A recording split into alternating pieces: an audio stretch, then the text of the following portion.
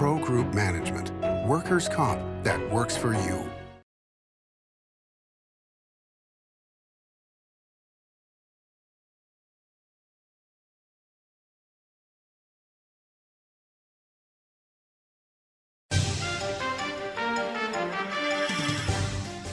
Welcome to Nevada Newsmakers. On the broadcast today, we're talking about one of the fights between Google and the federal government. We're joined by Pete Sepp. He's the president of the National Taxpayers Union, and he's here for the whole show on an all-new Nevada Newsmakers. Save money and take transit. Did you know you can ride the bus all day for less than what it would cost you for a gallon of gas? Plan your trip now by going to rtcwashoe.com. Like a traditional handmade basket, retail is woven into the fabric of life in Nevada. From big box to mom and pop, retail supports our communities in countless ways. Jobs for the disabled, team uniforms for kids, help for the elderly, and so much more. Retail employs over 1 in 10 workers. Retail supports Nevada, and we support retail. RANNV.org. Pro Group Management specializes in providing industries with the necessary components to satisfy and exceed workers' comp requirements. Every business has unique needs and specific regulations. Pro Group Management stays ahead of the curve, providing up-to-date services to keep your industry in top form. Discover how we simplify your tasks, improve efficiency, and reduce expense to keep you moving in a positive direction. Pro Group Management, workers' comp that works for you. What do you count on? You count on your power every day. At NV Energy, we've always powered what's important to you, but we're not looking at the past. We're focused on the future. While our standards are high, our rates will remain low. And our commitment to renewables isn't just meeting standards, but leading the way. Because you can count on more than just your power. You can count on the company who brings it to you. That's our promise. You can count on it. This is Nevada Newsmakers with host Sam Shad, a no-holds-barred political forum. Now, from the Nevada Newsmakers broadcast headquarters, here is Sam Shad. And back on Nevada Newsmakers, we're pleased to welcome to the program for the first time Pete Sepp. He is president of the National Taxpayers Union. Pleasure to have you on the program, sir. Oh, great to be here. Thanks for having me. Well, let's start out because I'm sure that a lot of our audience across the state of Nevada has no clue who the National Taxpayers Union is. So would you explain who you are and who you're funded by? Oh, yes. We're a nonprofit, nonpartisan citizen group founded all the way back in 1969 to work for lower, fairer, simpler taxes, less wasteful government spending, more accountability from public officials from both parties. And what we do every day is try to get into the corridors of power to make a difference for taxpayers, to move the needle at the federal, state, and local levels. And in fact, some of our folks have been involved in several landmark Nevada taxpayer battles, including some of the constitutional amendments to make it harder to raise taxes. All right, well, that's great. I know, and I want to hit this first because then I got a lot of other issues I want to talk to you about. But tell me what this issue is between Google and the federal government. What's going on? This is part of a longer trend that we have seen in the space of antitrust. Antitrust law goes back more than a century. It came out of the trust-busting era with Teddy Roosevelt and others, designed to try and make sure that there was well-regulated and robust competition among large companies in the United States. Well, that has since morphed into all kinds of litigation over the decades, some successful, others not so successful. And it is a very widely birthed space for the federal government and now state governments to operate in. There's very little in the way of actual congressional guidance in this area of law. Most of it happens in the courts, and the fortunes ebb and flow most recently with tech companies being the target of the federal government. Now, by no means have they been the only target, and in fact, this is one of the most controversial areas of law in the history of the United States. All right, so specifically, what is the battle between Google and the government? So this suit that is currently making its way through the courts and just concluded with both sides' arguments originally began in the Trump administration with their Department of Justice. States separately, including Nevada's Attorney General, took a swipe at Google with a suit of their own, and it was decided that, well, many of the arguments are the same in both the state and federal cases. They'll get combined. They went to federal court. And in September, the judge presiding over this case, Judge Maida, narrowed the government's arguments from 7 to 4. From 7 to 3 that would be heard by the court. And the central contentions that remain, the 3 out of the 7 arguments that both the states and the federal government originally made, are centering around the deals that Google made with Apple and others to preload its search engine on Apple's devices. And so the contention by the government is this is anti-competitive. It's not an arrangement that should be allowed under antitrust law. Google is contending, of course, that, well, we built a superior product here, and many places, many companies like Apple want the default search engine on our devices to be Google's because that's what their customers want. And underpinning all of this is, number one, whether there's harm to consumers in this case. Is the government able to prove that consumers are worse off because of these preloading arrangements? And whether the consumer welfare standard that has been guiding a lot of antitrust cases for decades now really applies here. We would contend it doesn't, and we would contend that taxpayers have a big stake in the outcome of cases like these. Why? For one, taxpayers benefit from innovation in the economy. When antitrust activity is kept moderate and well-focused, studies show that the economy tends to grow better, that stock market returns tend to be elevated, and the opposite happens when there are antitrust crackdowns, not just for the firm that might be under investigation, but by the entire industry that the federal government is looking into. Well, taxpayers certainly benefit by an economy that's growing. It means that revenues are coming into the Treasury without actually having to raise tax rates. But there's a more important thing at stake here. Taxpayers benefit from the innovations that the tech sector can provide. Everything from cloud-based data storage to better customer service portals. Governments need those kinds of technological advances to make their services more efficient and effective. Taxpayers benefit from that.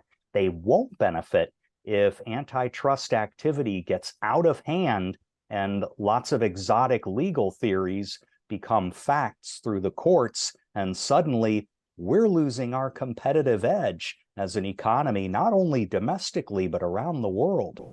All right, so, on all my devices, for example, I can have the default that's loaded, or I can go into a drop-down menu and pick another browser that I'd like to use. And in fact, I use DuckDuckGo because I prefer that one to the default.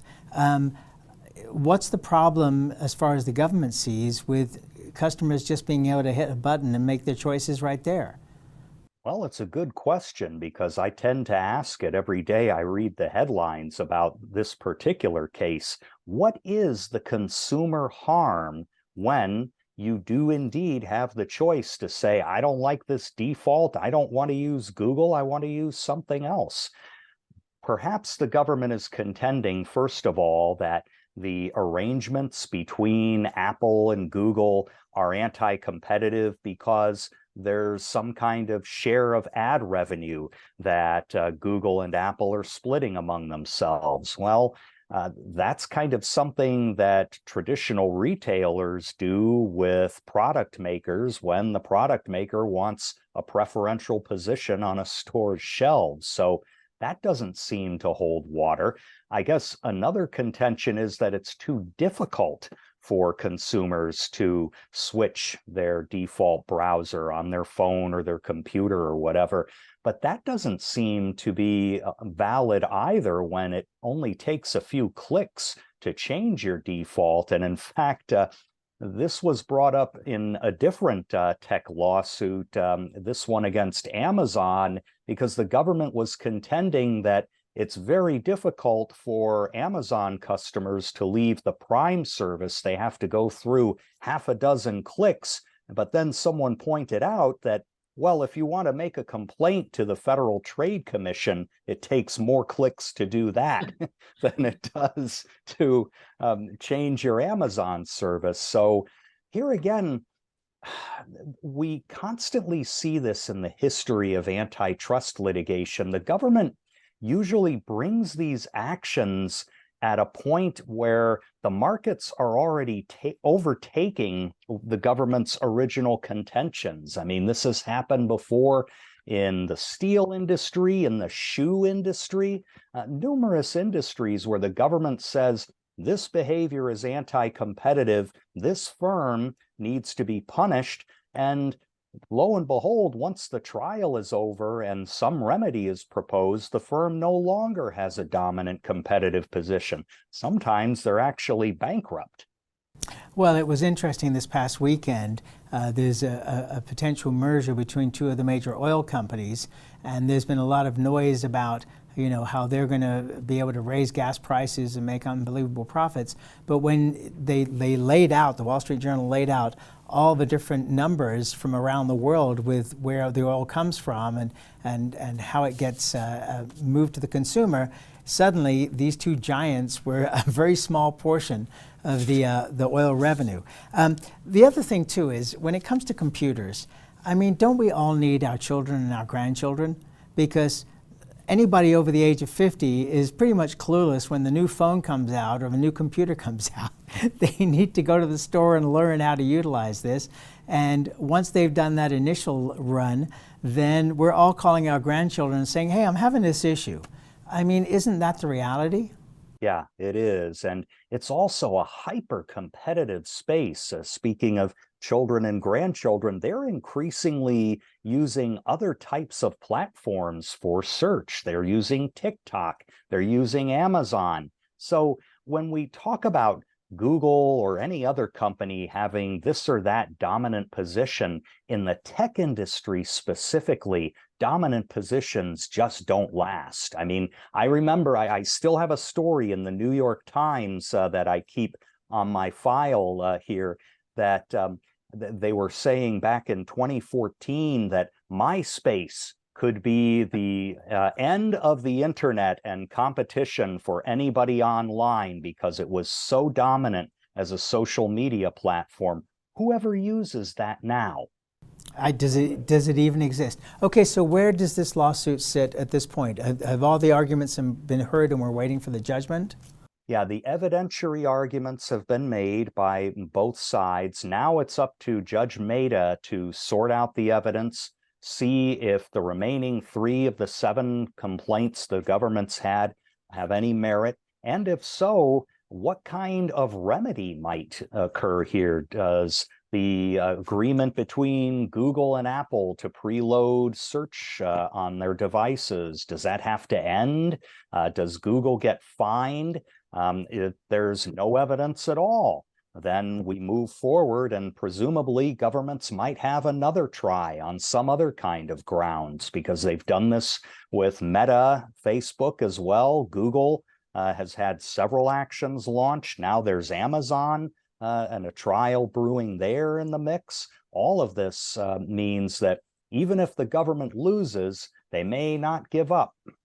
All right, so if the judge rules in favor of the government, Can this then be appealed? What would the next level be? The appellate court, or would it be the Supreme Court? Well, it could work its way all the way to the top to the U.S. Supreme Court through any of several routes, depending on what the ruling is. So this may not be the last word. And of course, Congress could at some point get involved with new lawmaking. That's not necessarily a likely thing. As I said earlier, Congress basically enacted a few laws around the turn of the 20th century, updated them in the 1950s and 60s, yet has done precious little since then. And that's kind of a shame in one respect, because some clarification to the limits of antitrust from Congress could be helpful. But then again, most of the proposed legislation in Congress now, which has not gone anywhere, would work the other way and make antitrust even a bigger hammer to come down on American companies. I don't think we want to see that advance. And I'll say this, and you don't have to agree or disagree, but with where Congress is right now, getting anything done, including passing a budget, would be a miracle. One of the other things... And we could have a whole other show about their failure to budget.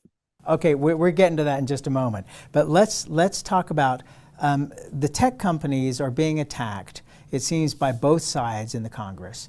But they're also being attacked all across Europe as well. I mean, these antitrust suits are huge, and the European Union, for example, is able to put out these massive fines on these tech companies. Yes, they certainly do. Their competition commission has been very, very harsh, especially toward U.S. companies, because there you have the motive on the part of the Europeans to try and give their own companies a competitive leg up. And here's where taxpayers come in as well. This entire worldwide tax scheme called Pillars 1 and 2 from the OECD really had their roots in Europe before it spread worldwide. And the point was initially to try and take down U.S. tech companies with a new layer of taxes. And the scheme, Pillars 1 and 2, it's now kind of a global minimum tax and a rewriting of the rules as to when a country can tax another company operating in another country. Those kinds of worldwide frameworks still had their origins in attacks against U.S. tech companies, even though they've expanded since then. Okay, and I've got to ask you, for those that don't understand the letters, what is OECD? The Organization for Economic Cooperation and Development. It's kind of a grouping of the industrialized nations of the world, and it has for quite a number of years been a policy-making body, not with the authority to actually put policies into place, but to construct them and then leave it up to each individual country to try and implement them. All right, let's take a break. We'll be back with more with Pete Sepp. He's the president of the National Taxpayers Union right after this timeout. Safety is the #1 priority for the trucking industry. Over $7 billion a year is spent on technology like this electronic eye that will apply the brakes automatically. But the most important factor for safety is the truck driver. These hardworking men and women who safely move over 70% of our nation's freight and 94% of Nevada's. We thank you, because trucks move America forward. Remember 2010 in northern Nevada, 13 to 14% unemployment, thousands of homes in foreclosure, Nevada's casinos closing? Families in the Reno-Sparks area were hurting. Many were losing everything. Then Story County launched a game changer for our region, a public-private industrial partnership, streamlined permitting, slashed bureaucracy, attracting Fortune 500 companies that made Nevada their home. Story County generated a river of cash to area communities. Economic studies by the state and others for the Gigafactory consistently show positive economic benefits for our region. $4 billion in local wages, $17 billion in consumer spending and economic activity, over $100 million in taxes to Washoe, Story, Reno, Sparks, and Nevada. just for the Gigafactory alone.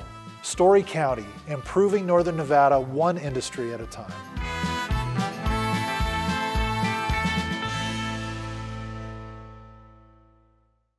$200,000 Cars and Cash giveaways at Carson Valley Inn. Cash and prize drawings Thursdays and Saturdays. Plus, win a 2023 Ford F-150 or we'll pay you cash instead. Don't miss your chance to play and win. Cars and Cash at the Carson Valley Inn. Big R in Sparks is located on Bering Boulevard next to Smith's and across from Reed High School. It's a 50,000 square foot clothing store and a whole lot more. For the cold days ahead, jackets, hoodies, flannel shirts, insulated bib overalls, thermal underwear, beanies, and merino wool socks. Big R. Hardware, clothing, and a whole lot more. This is Nevada Newsmakers. And back on Nevada Newsmakers, we continue our conversation with Pete Sepp. He is the president of the National Taxpayers Union. Okay, so let's talk about the federal debt. It is insane. It's $33 trillion plus. Nobody can visualize $1 billion, let alone $1 trillion. I remember talking to, when he was alive, U.S. Senator Harry Reid, about the federal debt, that they didn't even consider millions in Congress. It was billions, and the number one represented 10 billion, not even $1 billion. And you know, we constantly are hearing, and this is not just a Nevada issue, this is all across the country, our legislators saying that we're bringing back 10 billion for this, 100 million for that, 50 billion. It's like this is all borrowed money. Senator Reid warned, and this is probably 3-4 years ago, that we were at the turning point for the debt had already passed. And are we seeing that reflected in the inflation that was caused in part by COVID, obviously, and then the several bills that followed that, or is that just as a result of COVID? What's your thought on that? It's not just a result of COVID, in my opinion. For the better part of 55 years, my organization has been involved with Democrats and Republicans trying to put constitutional restraints on the power of government to borrow recklessly. Certainly governments have to borrow. They do it at the state level and the local level all the time. But the key difference there is that you're having bond issues largely for capital projects, basic schedules of repayment that can't be changed. Otherwise, your credit rating suffers. The federal government doesn't really work that way. And it would have been unheard of to most folks like Harry Reid to see us get a downgrade in the U.S. sovereign credit rating. But now it's happened twice. Once when Harry Reid was still in the Senate,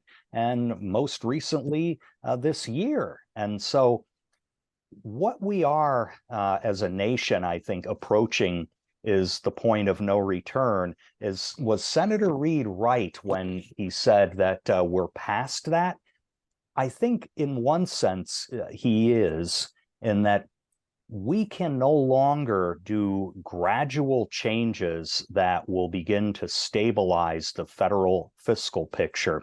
We're going to have to think of things that are unfortunately going to be much more drastic. I mean, when you remember the time in 1992, that Texan with the funny ears and the twang, Ross Perot, had his charts talking about entitlement crisis.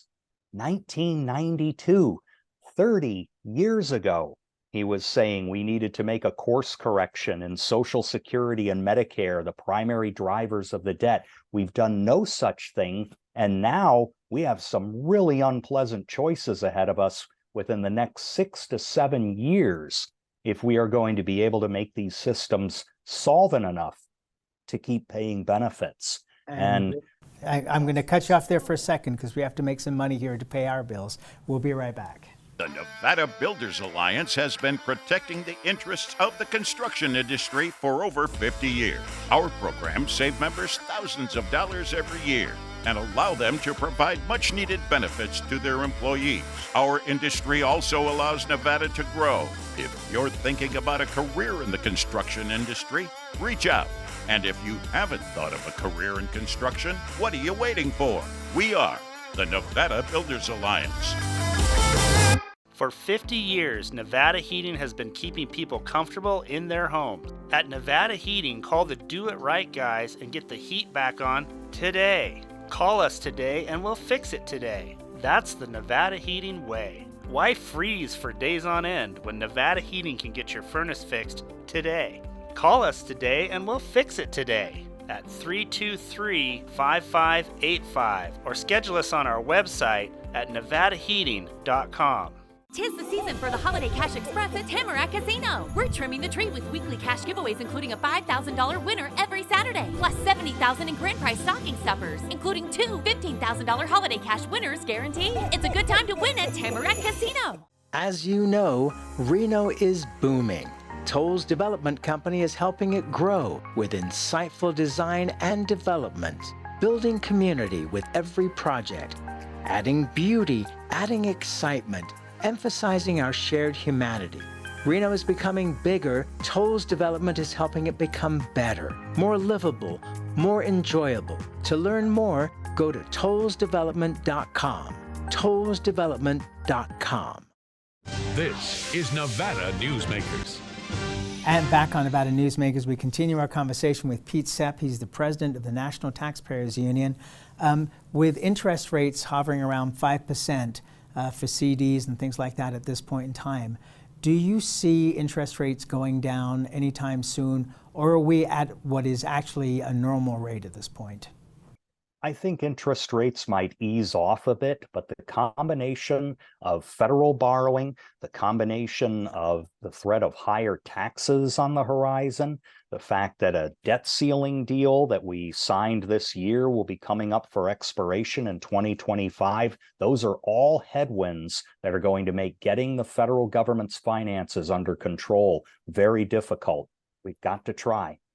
And that's where we have to leave it. Pete, thank you so much for doing this. Please come back. Very interesting conversation. Thank you, sir. Absolutely. And we'll be right back.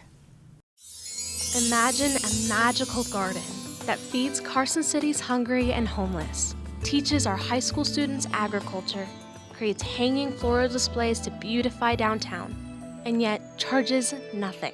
It's not magic. It's the Greenhouse Project. It's real, it's growing, and it needs your help. Go online to carsоncitygreenhouse.org so together we can grow it forward. 7 at 7 is a newscast built for your smartphone. It's a 7-minute newscast available every weekday at 7 a.m. and 7 p.m. at lvrj.com. We don't waste your time, and we give you the day's top stories. We at the RJ have noticed some similarities between us and a certain BTS character, RJ. Plus the latest in Las Vegas business, weather, health, and entertainment news. 7 at 7 streaming now on your smartphone. Modern boutique Ahern Hotel and Event Center sits at the heart of the Las Vegas Strip. 2 floors of meeting and event space are ideal for groups and conventions. Stay in one of 200 luxurious rooms and suites. Brand your event throughout the property. Flexible event spaces make for easy planning and personalization. Take over the entire hotel with a full buyout option. Thanks for watching Nevada Newsmakers. You can catch us online 24 hours a day at nevadanewsmakers.com, or you can download the podcast wherever you like to get your podcast. We'll see you on the next broadcast.